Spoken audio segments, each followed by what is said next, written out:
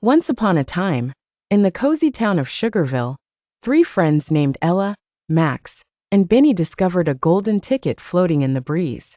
It was an invitation to take a tour of the legendary Candyland Factory, a place filled with wonder, magic, and more sweets than they could ever imagine. Excitedly, they exchanged their usual school backpacks for ones laden with colorful snacks, and met at the entrance of the factory.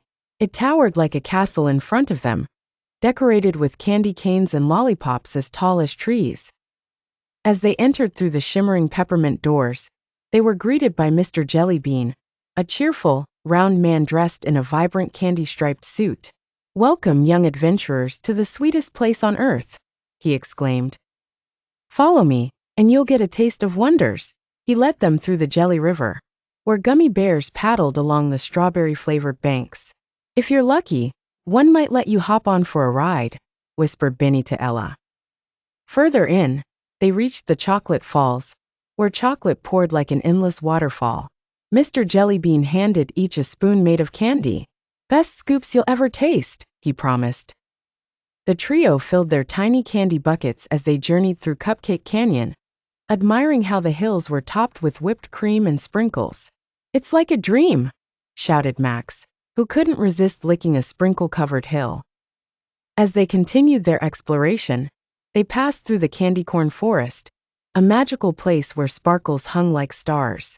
The paths were paved with sugary, crunchy corn. "Amaze beans," declared Benny, trying to fit as many candy corns in his pockets as he possibly could. Finally, they arrived at the bubblegum bounce room, where the floor was entirely made of giant bubblegum. They giggled endlessly, bouncing higher than they'd ever been. Ella managed to blow a bubble the size of her head. Yet the best surprise awaited in the last chamber, the confectionery workshop. Here, Mr. Jellybean would let them design their own candies. Ella chose marshmallow kittens, Max shaped licorice dinosaurs, and Benny crafted gummy spaceships. As it came time to leave, Mr. Jellybean handed each a goodie bag, filled with candies they made themselves, together with a special piece of chocolate that had their names engraved.